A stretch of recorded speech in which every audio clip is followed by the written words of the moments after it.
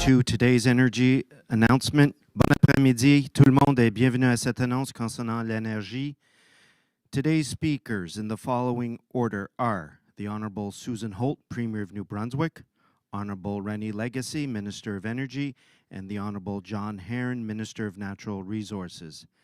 Les porte-paroles aujourd'hui sont, dans l'ordre suivant, la Première ministre de Nouveau-Brunswick, l'Honorable Susan Holt, le ministre de l'Énergie, l'Honorable Rennie Legacy, et le ministre des Ressources naturelles, l'Honorable John Herron. Avant de céder la parole à la Première ministre, voulez-vous assurer de désactiver le son de vos micros? Before I turn things over to Premier Holt, I would like to ask everyone to ensure their microphones are placed on mute. Premier. New Brunswickers all over the province are struggling with the cost of living. And we made a promise to make life more affordable for New Brunswickers. Partout autour de la province, les Néo-Brunswickois ont de la difficulté à joindre les deux bouts. Et nous autres, lorsque nous avons formé le gouvernement, nous avons pris un engagement clair de rendre la vie plus abordable pour les Néo-Brunswickois. We made a clear commitment to remove the cost of carbon adjuster to provide real relief at the gas pumps. We are announcing today that we're delivering on that promise, effective December 1st. This will save you money at the pumps, around 8 cents a liter today. It could result in savings of $150 to $200 for a typical New Brunswick household that fills up once a week. Maintenant, nous tenons cette promesse à compter du 1er décembre d'enlever le coût de la carbone. Cela vous ferait économiser à la pompe et ça résultera des économies d'environ 150 $200 pour un ménage typique du Nouveau-Brunswick qui fait le plein une fois par semaine. Removing the cost of carbon adjuster ensures that hardworking New Brunswick families aren't unfairly carrying the burden of the federal government's clean fuel regulations. At a time when many families are feeling the strain, this move puts people first. Because for us, our focus is and always will be making life better for New Brunswickers. À un moment où de nombreuses familles ressentent la pression de la hausse du coût de la vie, cette étape met les gens en premier. Parce que notre priorité aujourd'hui, comme toujours, c'est d'améliorer la vie pour les Néo-Brunswickois. Merci. Bon après-midi. Good afternoon, everyone. As the Premier has indicated, the removal of the cost of carbon adjuster on December 1st delivers on a commitment to make life more affordable for New Brunswickers. Government has taken a responsible, measured approach, and we are acting only after thorough review and consultation to ensure the stability of fuel supply and fairness for consumers. We have listened to and considered input from retailers, wholesalers, NGOs, and a public intervener through both the Law Amendments Committee and Energy and Utilities Board processes. Ultimately, our plan balances consumer affordability with market stability. The purpose of delaying the implementation date is to allow time for the sector to prepare. We have heard that there are concerns from the fuel sector, but I want to stress that the Energy and Utilities Board has the tools and ability to consider legitimate cost pressures and make fair, evidence-based adjustments through its established and transparent process. Thank you, merci.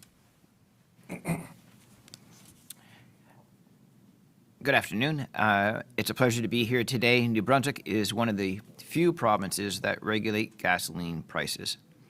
The role of the EUB is an important one, as it was established as an independent quasi-judicial tribunal established by the legislature to regulate the electricity, natural gas, pipeline, motor carrier industries, and set maximum gasoline prices for the province.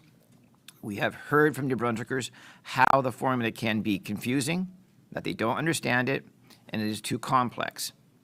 As a former longtime member of the EUB, I understand the complexities of regulation, of how the EUB operates. Our government is committed to transparency and helping New Brunswickers know what they are paying at the pumps, and more importantly, why. We have been clear. The Higgs carbon tax adjuster circumvents regulatory practice where sector participants must prove their costs, rather than having the regulator to do their work for them to prove their costs to this federal clean fuel regulation. We are confident that the EUB has the tools to protect consumers while also meeting the needs of wholesalers, retailers, and industry. This announcement shows that our government is listening to the concerns of New Brunswickers and acting on them as we have continuously stated. Thank you.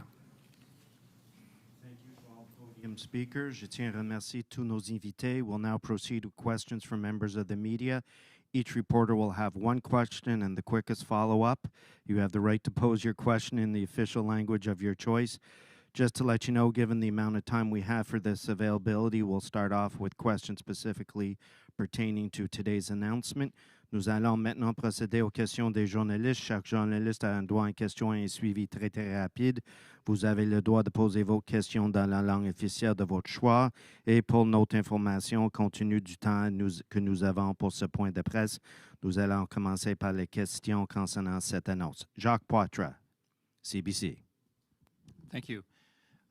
Correct me if I'm wrong. I think the margins that the EUB has approved so far would not match the amount that the carbon adjuster would take away from retailers. Is it enough to mitigate or offset the cost being downloaded to retailers? And what are the tools that the EUB has to further deal with that issue? What exactly are you looking for them to do?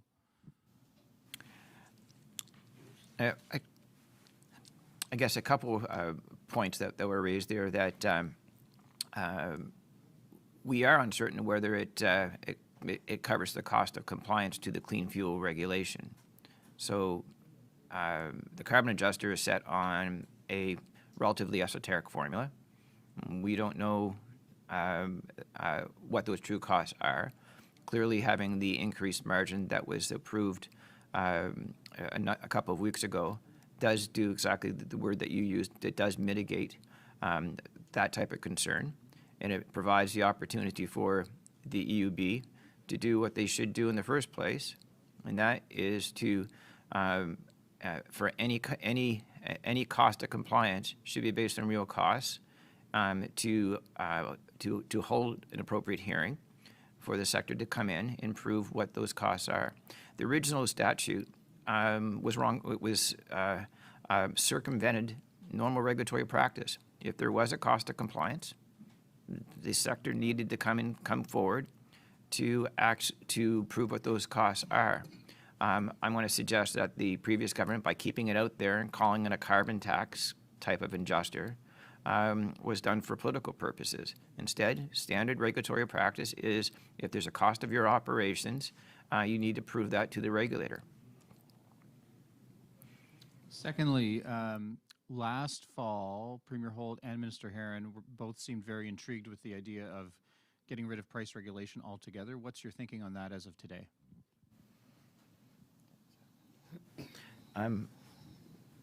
So It's still something we're looking at, to put it briefly. Thank you very much. We'll now go online. Adam Uhuris, Post Media. Thanks, Bruce. Thanks for letting us have some questions here.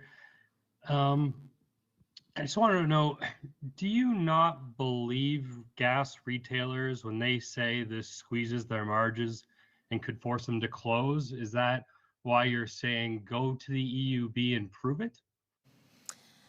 No, I think what we want is for New Brunswickers to pay the lowest possible price, and we want to have a stability of supply, but we need to do that with transparency and certainty. As the minister has described, there's a lot of confusion with an old proxy formula. We want folks to provide information so that we can make sure that we are not overcharging New Brunswickers for gas, because people are looking for relief. And this government is interested in doing everything we can to help make life more affordable for New Brunswickers. And so there is a process that the EUB can go through. The retailers and others can provide their costs, as can the industry, and it is their job to make sure we have the most competitive fuel prices with a stable supply. We want to make sure that New Brunswickers are getting the best possible and the lowest possible price for gas. Mr. Harris, a follow-up? Thanks, Bruce. Industry calls this a purely political announcement, and that there's no data, that shows that this carbon adjuster shouldn't be in place. How do you answer that? Well, this is an announcement that it is politics in the sense that we are delivering on our promise. We committed this to New Brunswickers, and as I said, we are doing everything we can to provide them relief in a really challenging economy right now. And so we think, to your point there, Adam, that it makes sense for folks to have to provide data, to provide the data of what the actual costs of compliance are, because that data is lacking in the system right now. And having that can reassure us and New Brunswickers that they aren't paying a penny more than they need to for gas. Thank you. Laura Brown, CTV. I guess I'm interested if is this an ongoing? Can they provide that data on an ongoing basis, or is this open-ended for them to be able to provide that evidence? That's a you question. Sure. So it is an ongoing process. Is that every year or every time they have a hearing on a petroleum margin hearing, is that it's incumbent on the applicant, the sector, to prove its cost of operations, whether that's a federal regulation in this case, or even credit card charges or transportation charges itself. That's how regulation works, is that regardless if it's motor carrier, electricity, or the like, you need to prove what your costs are. The onus is always on the applicant. They prove those costs, and then the regulator then sets a fair and reasonable profit margin. In this case, the original piece of legislation circumvented normal regulatory practice. It actually called upon the EUB to identify what those costs are.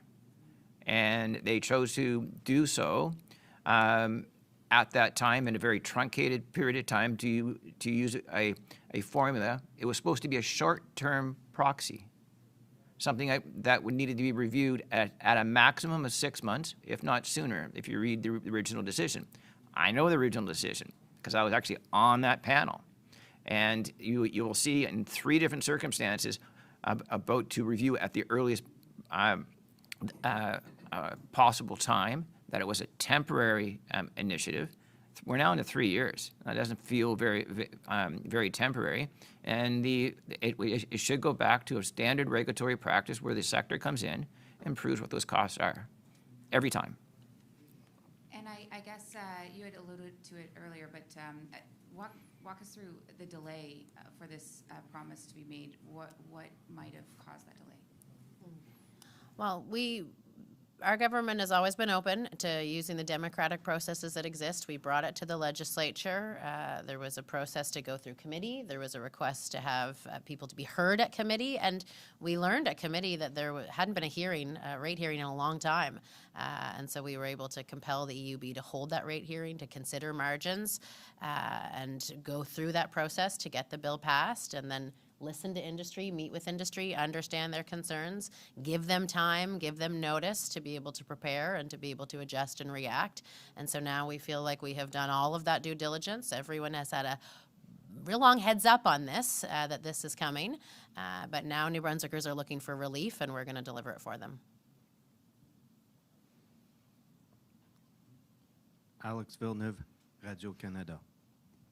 Merci. Est-ce que ce que vous annoncez aujourd'hui, vous êtes confiant que ça va vraiment réduire le prix de l'essence au-delà de la première semaine de 8,24 cents? Donc, il n'y aura pas un autre mécanisme ou un autre processus via EUB qui va augmenter d'une autre manière le prix? Mais ce processus existe toujours. Il y a toujours l'opportunité pour l'industrie de demander aux commissions de regarder les marges et de les considérer. Et le point que le ministre a fait, c'est qu'ils doivent démontrer leurs preuves de c'est quoi les coûts réels. Et la commission va considérer ça et vont faire des ajustements. Ça, c'est leur travail. C'est leur mandat d'assurer qu'on a un approvisionnement stable avec le plus bas prix possible.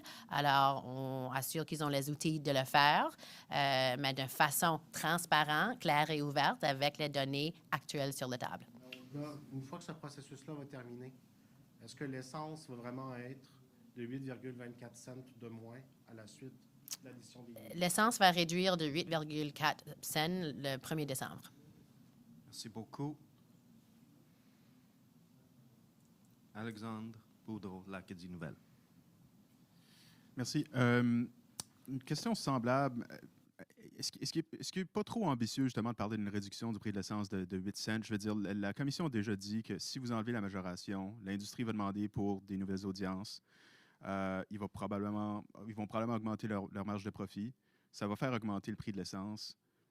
Ça va probablement pas être une réduction de 8 cents d'ici le 1er décembre. Là.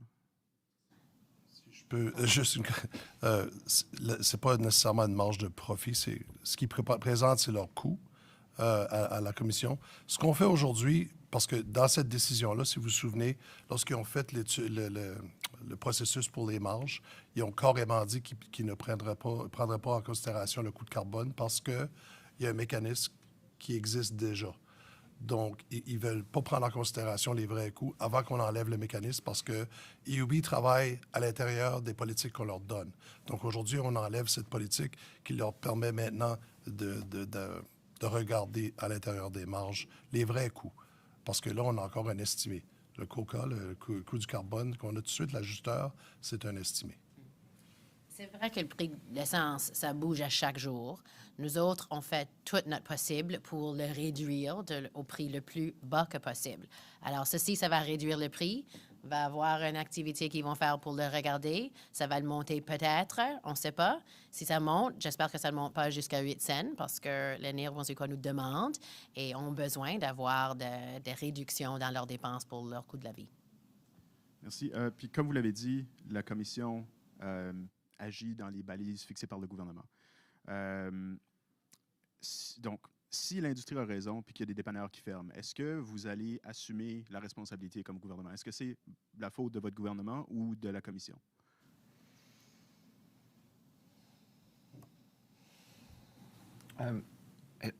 I think I would suggest that the EUB has a duty, statutory duty, subject to Section 1.1 of the statute itself, is that they have an obligation to ensure that New Brunswickers have access to fuel at the lowest possible price. I'm going to suggest the fact that the sector has not come forth over the last 3 years for an upward adjustment to the carbon adjuster for over 3 years. So I'm going to suggest that it's probable that it's covering the costs, if not even more, they're over-recovering. So that's one portion that the EUB has to do. The second component of it is that still in the same section of the statute, Section 1.1, is that they have to have certainty of continuity of supply. So if the EUB believes that there's a jeopardy with respect to continuity to supply, we believe that the EUB has the tools to act and respond. Thank you.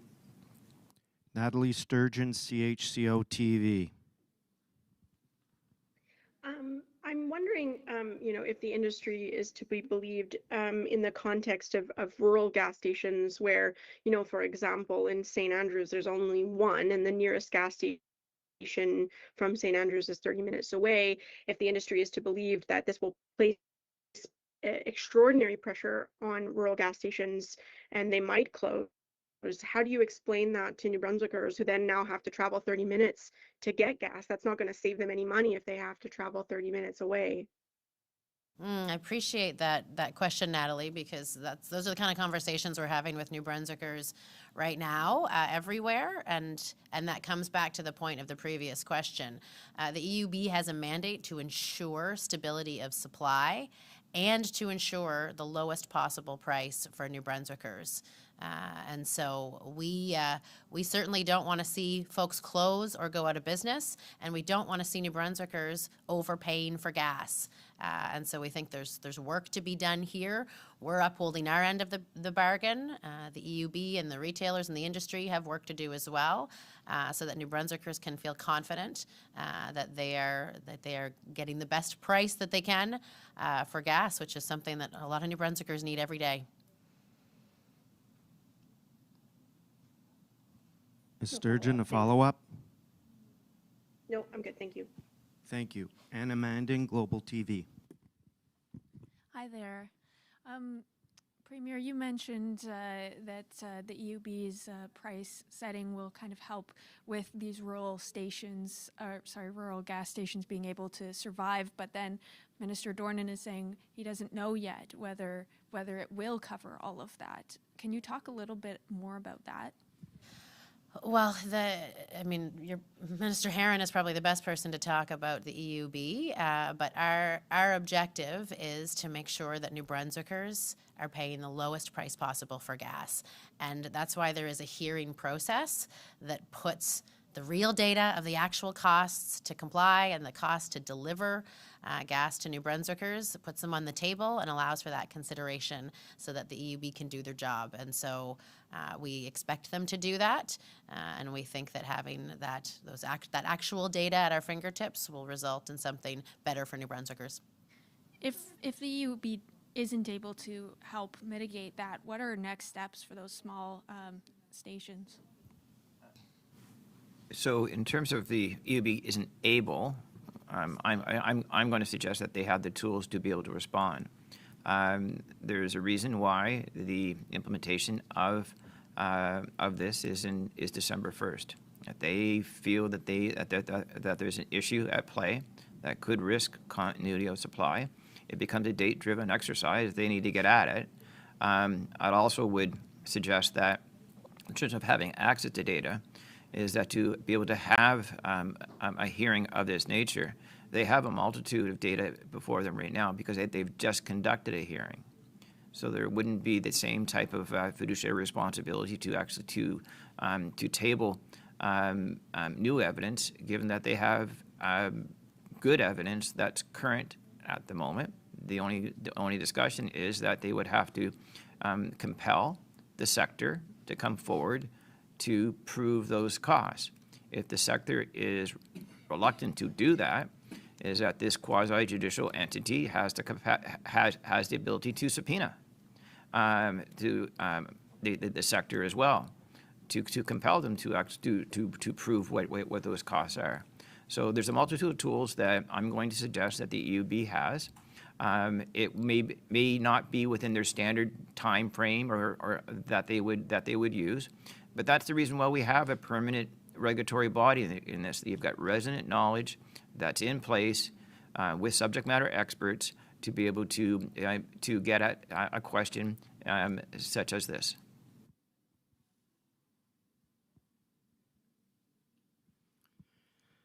We're going to go to Brian Tate with Acadia Broadcasting. Thanks. I'm curious if there's anything else being considered that would help lower gas prices. You talk about wanting to make gas as cheap as you can for New Brunswickers. Is there anything else in the works besides cutting this carbon adjuster?